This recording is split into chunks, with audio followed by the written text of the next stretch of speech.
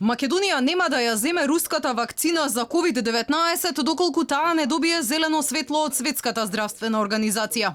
Од Министерството за здравство за Алфа велат дека земјава веќе е на листата за набавка на вакцина преку КОВАКС механизмот, но во моментот кога таа ќе биде достапна и одобрена од СЗО.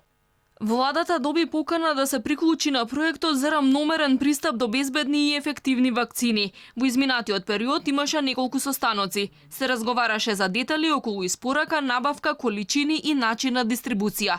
Ова значи дека штом вакцината преку КОВАКС механизмот биде достапна во светот, ќе биде достапна и во нашата земја. Светската здравствена организација со нетрпение очекува да ги види научните докази од тестирањето на руската вакцина. Земјите од западниот свет пак се скептични околу безбедноста и ефикасноста на вакцината.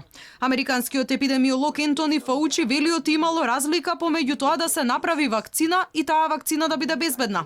А дециден е дека земјата ќе дозволи имунизација за COVID-19 само доколку одобрената вакцина биде минимум 50% ефикасна. Руската вакцина Спутник 5, развиена од Рускиот национален истражувачки центар Гамалеја, беше официјално регистрирана вчера. Таа во себе содржи мртви честички на база на аденовирус.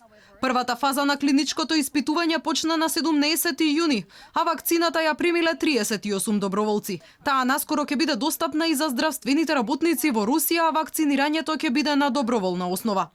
Во моментов 28 вакцини против коронавирусот се развиваат во светот. Lack of information.